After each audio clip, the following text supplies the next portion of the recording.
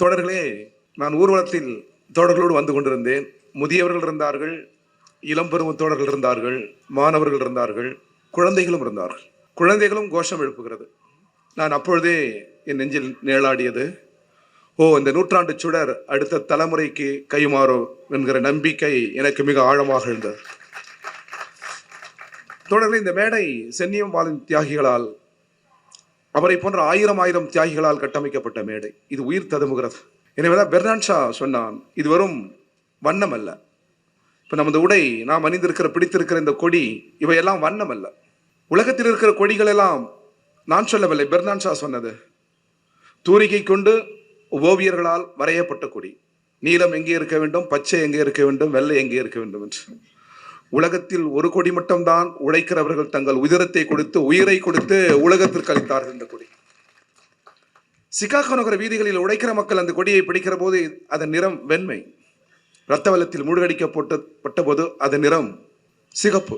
எனவே வண்ணம் அல்ல, உழைப்பாளி மக்களின் உதிரம் இதில் இருக்கிறது. இதான் பிரெஞ்சு புரட்சியில் ஏற்றப்பட்டது. அங்கேயும் இரத்த வெள்ளத்தில் மூழ்கடிக்கப்பட்டது.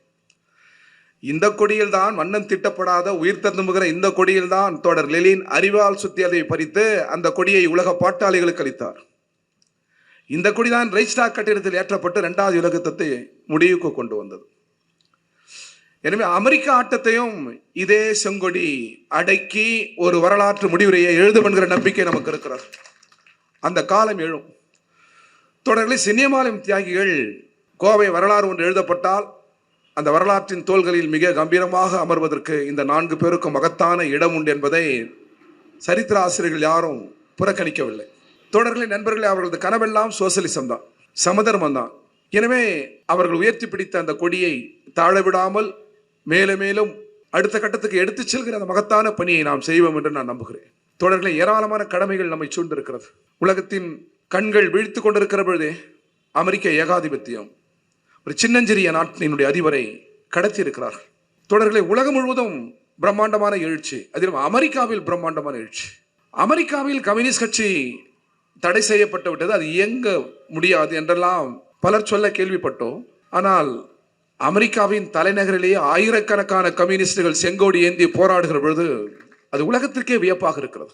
உலகம் முழுவதும் எல்லோரும் மதுரா பக்கம் நிற்கிறோம், சாவேஸ் பக்கம் நிற்கிறோம். உலகத்தின் மிகப்பெரிய ஜனநாயக நாடு இந்தியா. நம்முடைய ஜனநாயக நாடு தான் உலகத்தில் most tolerance democracy in the world என்று சொல்வார்கள். 1000 குறைகள் இருந்தாலும் நமது நாடாளுமன்றத்துக்கு அருகில் அமெரிக்கா வர முடியாது, பிரிட்டன் வர முடியாது. எவ்வளவு பெரிய நாடாளுமன்றத்தின் நாட்டின் பிரதமர் கவலைப்படுகிறாராம். கண்டிப்பதற்கு உங்களுக்கு துணிச்சல் இல்லை. இந்திய நாடாளுமன்றம் கண்டிக்க வேண்டும் அல்லவா? உலகத்திற்கு பஞ்சசீல கொள்கையை வகுத்தளித்தது யார்? ஜவஹர்லால் நேரு. டிட்டோ நாசர். இந்தியாவினுடைய நாடாளுமன்றம் அதை ஏற்றது. ஒரு தேசம் இன்னொரு தேசத்தின் உள்விவகாரங்களில் தலையிடக்கூடாது என்பது பஞ்சசீல கொள்கை.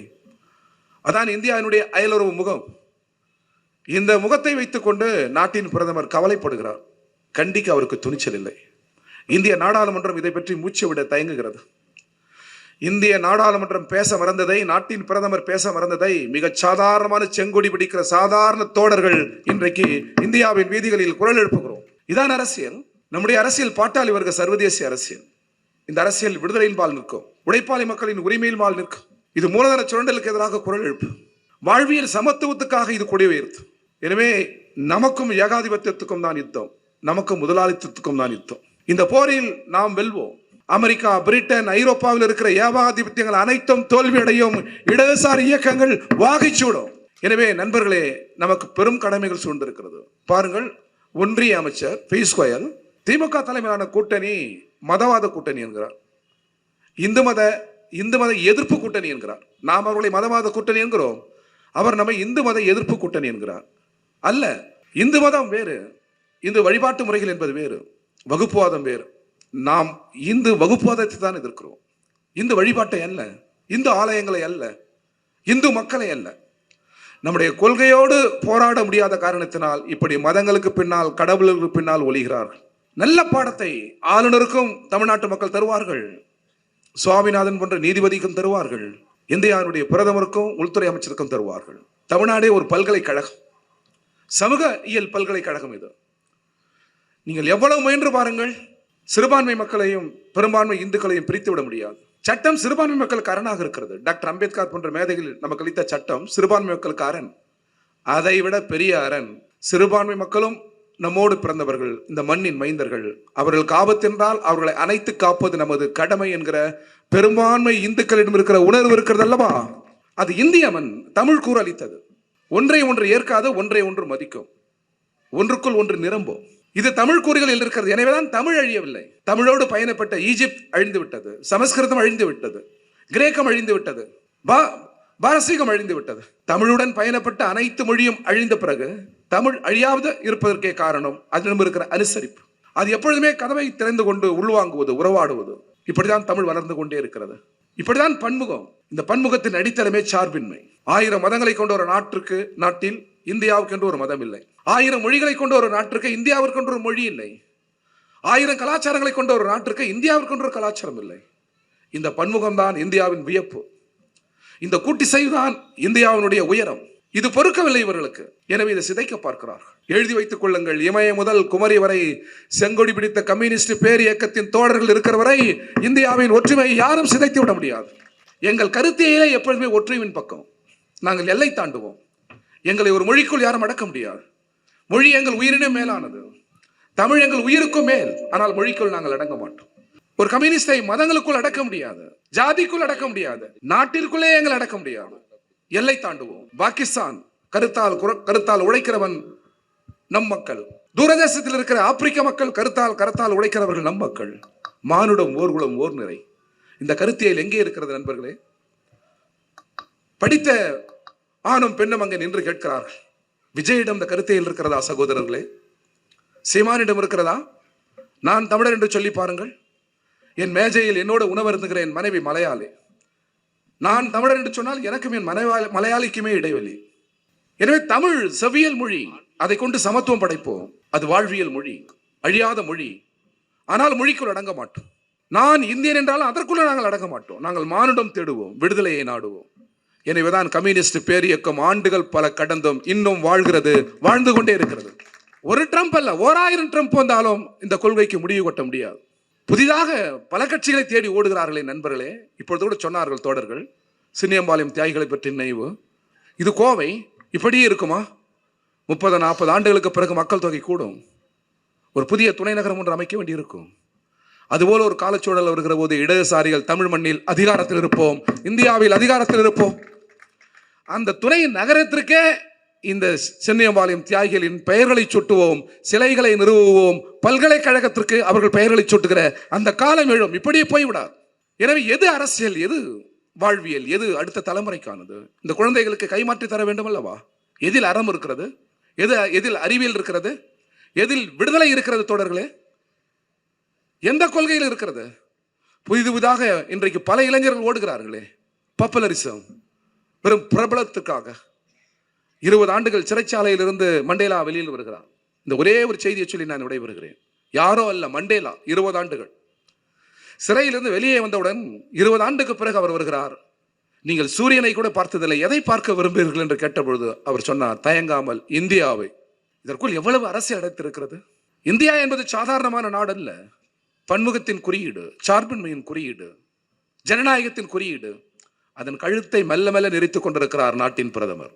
எனவேதான் அவரோடு நாம் மோதுகிறோம். இந்த ஒரு சொல்லுக்கு பொருள் புரியுமா அவருக்கு? இந்த ஒரு சொல்லுக்குள் காந்தி இருக்கிறார், இந்திய தேசிய காங்கிரஸ் இருக்கிறது, இந்திய கம்யூனிஸ்ட் பேர் இயக்கங்கள் இருக்கிறது, விடுதலை இயக்கங்கள் இருக்கிறது, சமாதானம் இருக்கிறது, யுத்த எதிர்ப்பு இருக்கிறது. அத்தனை சொல்லுக்கும் ஒரு சொல்லாக இந்தியா என்கிறார். இதை உரித்து பார்க்கவோ பகுத்து பார்க்கவோ நாட்டின் பிரதமருக்கு அரசியல் தூரம் இருக்கிறதா நான் கேட்கிறேன். இல்லை. மிக குறுகிய சிந்தனை உடையவர்கள் அதிகாரத்தில் இருக்கிறார். எனவேதான் நாம் அவரோடு போரிடுகிறோம். அடுத்த கேள்வி கேட்கிறார். உலக நிருபர்கள் சூழ்ந்திருக்கிறார்கள், பத்திரிகையாளர்கள். நீங்கள் 20 ஆண்டு இந்த சிறையில் வாழ்ந்து விட்டீர்கள். 4 வார்த்தை சொல்லுங்கள். உங்கள் நினைவாக இந்த நினைவிடத்தை அரசு எடுத்துக்கொள்கிறது. எனவே 4 வார்த்தை பொன்னெழுத்துக்களால் பொறிக்க வேண்டும். 4 வார்த்தை சொல்லுங்கள் என்கிறார்கள். உடனே சொல்லுகிறார், எஜுகேஷன், கல்வி. அடுத்த வரி சொல்லுகிறார், education is a powerful weapon. கல்விதான் மிகப்பெரிய வலுவான ஆயுதம். மீண்டும் அமைதி நிலவுகிறது. அடுத்த வரி சொல்லுகிறார், education is a powerful weapon which is using the new world to change the world. சமூகத்தை மாற்றுவதற்கு, உலகை மாற்றுவதற்கு. ஐயோக்கியர்கள் நிறைந்திருக்கிறார்கள் அல்லவா, சர்வாதிகாரிகள். யார் சர்வாதிகாரி? வடகொரிய அதிபர் எல்லாம் சர்வாதிகாரி. ஒரு நாட்டின் மீது என்றைக்காவது அணுகுண்டை வீசி இருக்கிறதா வடகொரியா? ஒரு நாட்டில் என்றைக்காவது யுத்தத்தை துவக்கியிருக்கிறதா வடகொரியா? அணுகுண்டை வீசியவர்கள் யார்? யுத்தத்தை நடத்தியவர்கள் யார்? கோடிக்கணக்காரர்களை கொன்று குவிக்கிறவர்கள் யார்? இவர்களுக்கு பெயர் ஜனநாயகம். ஒரு கம்யூனிஸ்ட் ஆட்சி என்பதாலே அவருக்கு பெயர் சர்வாதிகாரமா நான் கேட்கிறேன். எனவே நண்பர்களே, புதிய நண்பர்களே, சகோதரர் விஜயிடம் செல்லலாமா அல்லது சகோதரர் சீமானிடம் செல்லலாமா அல்லது RSS செல்லலாமா, பிஜேபி செல்லலாமா, மதம் ஜாதி செல்லலாமா என்று சிந்திக்கிற தள்ளாடுகிற புதிய இளைஞர்களை பார்த்து நான் சொல்லுகிறேன், சொல்லுவது நெல்சன் மண்டேலா. இந்த கல்வியை கொண்டு உலகை மாற்றுங்கள், சமூகத்தை மாற்றுங்கள். மீண்டும் கேட்கிறார்கள், புரியவில்லை என்று. அமைதி நிலவுகிறது, உலக நிறுவனர்களாக சூழ்ந்திருக்கிறார்கள், சொல்லுகிறார் ஈக்குவல் அண்ட் ஈக்குவாலிட்டி என்கிறார். சமம், சமத்துவம். இன்னும் புரியும்படி சொல்லுங்கள். ஈக்குவல் அண்ட் ஈக்குவாலிட்டி மீன்ஸ் சோசலிசம். நண்பர்களே, 100 ஆண்டு ஆக கொடிபிடித்து போராடுகிற கம்யூனிஸ்ட் பேரியக்கத்தின் கொள்கை சோசலிசம். அந்த கொள்கையை 20 ஆண்டுக்கு பிறகு சிறையில் இருந்து வந்த மண்டேலா முன்மொழிகிறார். எனவே எங்கள் உயிர் இங்கே இருக்கிற இந்த சின்னபாலத்தில் மட்டுமல்ல, ஆப்பிரிக்காவிலும் இருக்கிறது. உலகத்தின் மானுடம் வாழ்கிற இடங்கள் எல்லாம் எங்கள் கொள்கை இருக்கிறது, கொடி இருக்கிறது, விழுமியங்கள் இருக்கிறது, கருத்து இருக்கிறது. இதற்கு மரணமும் இல்லை, தோல்வியும் இல்லை. எனவே சின்னியம்பாளையம் தியாகிகள் நினைவு வாழ்க என்று சொல்லி விடைபெறுகிறேன். நன்றி, வணக்கம்.